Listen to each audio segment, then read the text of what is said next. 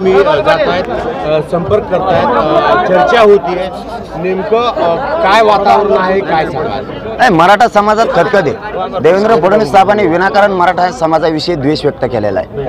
कुठं खोटे गुन्हे दाखल करणं, कुठं JCPवरती फुलं गुदाळतात म्हणून दाखल करणं, वाघोलीसारख्या महिलांवरती विनाकारण खोटे दाखल गुन्हे करणं, कुठं पूर्वी 3 महिन्यापूर्वी रॅल्या काढलेल्या त्याचे गुन्हे दाखल, साखळी उपोषणांचे केलेले पूर्वीचे.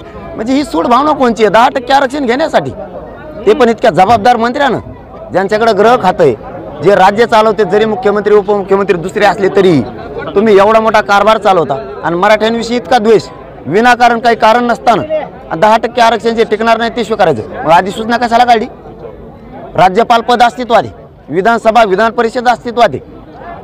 हे अस्तित्वात असतानाही तुम्ही अधिसूचना काढली आणि आता तुम्ही अंमलबजावणी करत नाहीये. म्हणजे घोर अपमान पुन्हा मराठ्यांचा. का? याचं काय कारण? तुम्ही ट्रॅपकार असता, याचे काय कारण? म्हणजे सत्तेवरती मराठ्यांनी बसवायचं आणि आरक्षण मराठ्यांना द्यायचं नाही, हक्काचं असून, आणि ते आरक्षणच टिकणार नाही. आजच्या नोकर भरतीत आम्हाला त्याचा पोरांना फायदा नाही. तुम्ही EWS अगोदरच का रद्द केलं? आमच्या शेकडो नाही लाखो पोरांचा लॉस झालाय. आज तुम्ही म्हणताल तसं होत नाही. मग आज आम्ही संवाद बैठका सुरू केल्यात, बैठकांवरती निर्बंध, लोकांना गावात जाऊन सांगायचं तुम्ही जाऊ नका, आम्ही गुन्हे दाखल करणार आहे.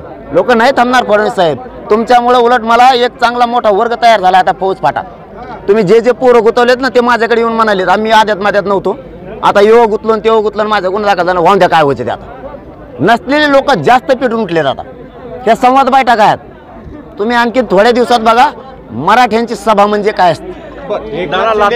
तिसऱ्यांदा दौरा करताय तुम्ही, एकूण कशा प्रकारचा दौरा असणार आहे? नाही, सध्या तरी मी संवाद बैठकाच घेतोय, समाजाशी चर्चा करतोय, त्यांचा आशीर्वाद घेतोय. सरकारनं चालवलेली फसवणूक ही आता सहन होत नाही. चाललेला अन्याय दडपशाही सहन होत नाही, अजिबात नाही. तुम्ही गुन्हे दाखल करणार म्हणजे ही कोणची पद्धत? तुम्ही या साईटने नेमणार, हो द्या दूध का दूध, पाणी पाणी. ते पोलीस त्याच्यात येणार आहेत का? कोणी आदेश दिले? कोणता मंत्री आदेश देताना त्या दिवशी संपर्कात होता? कोणता आमदार होता? हे सगळे घेणार आहेत का? कारण आम्हाला माहिती आहे ते कोण कोण होती. आमच्या माता माऊल्यांचे डोके फुटले, गुन्हे आमच्यावरच झाले. 120 त्यांच्यावर दाखल होणार का? आता 307 त्यांच्यावर दाखल होणार का? म्हणजे तुम्ही एकतर तुम्हाला सरळ मीडियाच्या माध्यमातून मी जबाबदारीने सांगतो, अहवाल तयार सुद्धा झालेला. फक्त SIT हे नाटक तुम्ही अटक करून दाखवा. भावनिक लाट काय असते तुम्हाला कळेल. फडणवीस साहेब, सगळ्यात मोठी जीवनात तुमची ही चूक असणार आहे. एवढी भावनिक लाट येणार तुमच्या आयुष्यात, कधीच एवढा सोपडा साप राजकीय झाला नसेल एवढा होणार आहे. ही आयुष्यातली सगळ्यात मोठी चूक असणार आहे तुमची.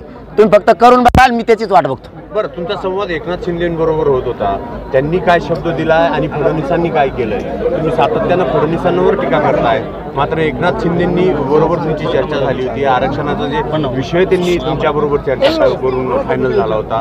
मग नेमकं घोडं अडलं कुठं? फडणवीस साहेबांबद्दल मी आत्तापर्यंत एकही शब्द बोललेलो नाही. त्यांनी ज्या दिवशी ट्रॅप रचला, आम्ही मुंबईला मोर्चा घेऊन चाललो होतो तेव्हापासून, त्यांनी ते लोक फोडणं, लोक नेणं, त्यांच्याकडून खोटं नाटक बोलून घेणं, वधून घेणं किंवा त्यांच्यावर दबाव आणणं, हे लोक घुसवणं, बदनाम करणं, हे जे सुरू केलं, खोटे गुन्हे दाखल. आम्हाला मान्य न्यायालयाने तारीख किती दिली? 13.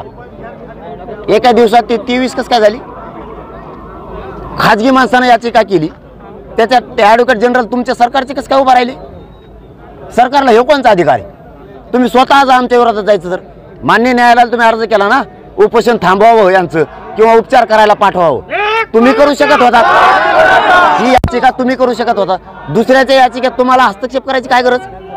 आणि तुम्ही एका रात्री ती तारीख अलीकडे घेतली कशी? पण मान्य न्यायालयाने आम्हाला न्याय दिला. त्यावेळेस त्यांनी सांगितलं तुम्ही आंदोलन चालवलेलं थांबवू शकत नाही, तो त्यांचा अधिकार आहे. दादा, तुम्हाला शरद पवारचा माणूस आहे असं बोललं जाते. आता सध्या तुम्ही फक्त देवेंद्र फडणवीसला टार्गेट करताय आणि शरद पवारांविरुद्ध तुम्ही बोलत नाही किंवा त्यांच्या काही बोलण्यावर तुम्ही गप्पा बसताय असं बोललं जातं. त्या संदर्भात काय सांगा?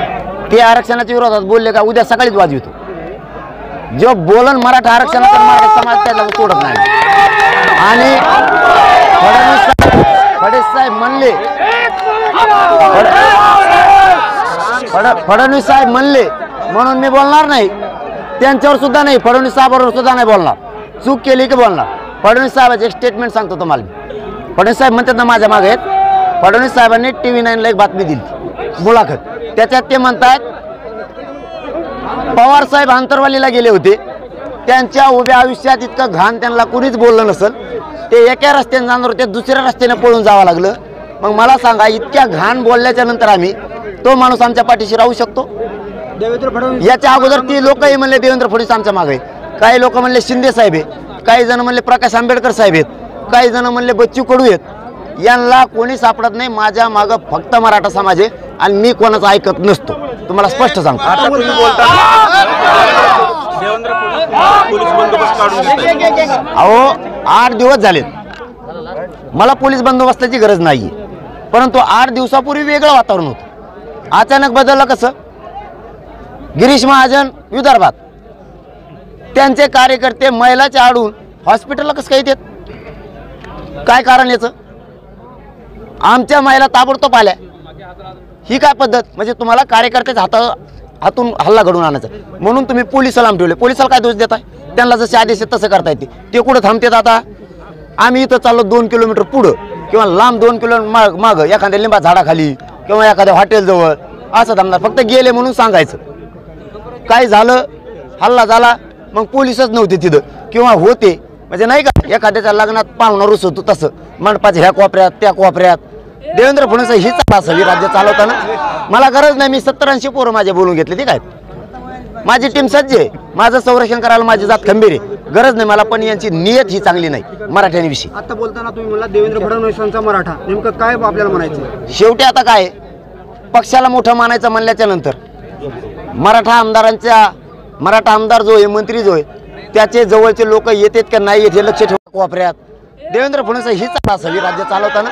मला गरज नाही, मी 70-80 पोरं माझे बोलून घेतले. ठीक आहे, माझी टीम सज्ज आहे, माझं संरक्षण करायला माझी जात खंबीर आहे, गरज नाही मला. पण यांची नियत ही चांगली नाही मराठ्यांविषयी. आता बोलताना तुम्ही म्हणला देवेंद्र फडणवीसांचा मराठा, नेमकं काय आपल्याला म्हणायचं? शेवटी आता काय, पक्षाला मोठं मानायचं म्हणल्याच्या नंतर मराठा आमदार जो आहे, मंत्री जो आहे, त्याचे जवळचे लोक येतात का नाही येत हे लक्ष ठेवणं गरजेचं आहे. कारण त्यांच्या लेकराला आरक्षण लागणार आहे, ते नसलेले येणार, त्यांना काय बोलायची गरज नाही, त्यांना बोलायची गरज नाही.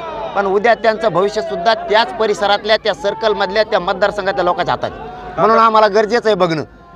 मराठ्यांचा प्रश्न इथं असताना तुम्ही नेत्याकडून वाढायला लागलात, जातीच्या आंदोलनात तुम्ही सहभागी होताय की नाही हे बघणं गरजेचं आहे. आता लोकसभेची निवडणुकी लागणार आहे, त्याच्यामध्ये मराठा समाजातील देखील उमेदवार मोठ्या संख्येने उभा राहतील. नाही, तो समाजाचा निर्णय, माझा नाही. समाजाचा मी मालक नाही आहे. समाज माझा मालक आहे, मी समाजाचा नाही आहे. मुलगा म्हणून त्यांचं काम करतोय, पण त्यांना अधिकार आहे. असं काही आहे का गोरगरीब मराठ्यांनी शेतकऱ्यांनी उभा राहू नये, धोत्रावाल्यांनी उभा नाही, पॅन्टवालीचं उभा राहावा, दलित बांधवांनी उभा राहू नये, धनगर बांधवांनी, वंजारी बांधवांनी उभा राहू नये, ऊसतोड कामगारांनी, मजुरांनी उभा राहू, असं काही आहे का? त्यांना अधिकार आहे, उभा राहतील.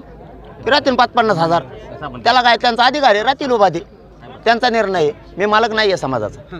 दादा, तुम्ही 900 एकर वरती सभा घेणार आहे, ते ठिकाण कोणतं आहे? महाराष्ट्रातलं कोणतं जिल्हा? नाही, मी पहिल्यांदाच हे सांगितलंय, कालपासूनच आम्ही सांगत होतो. आम्ही 15 दिवस झाला आम्ही बघतो, आमच्या 10 टीमा राज्यात बघतात.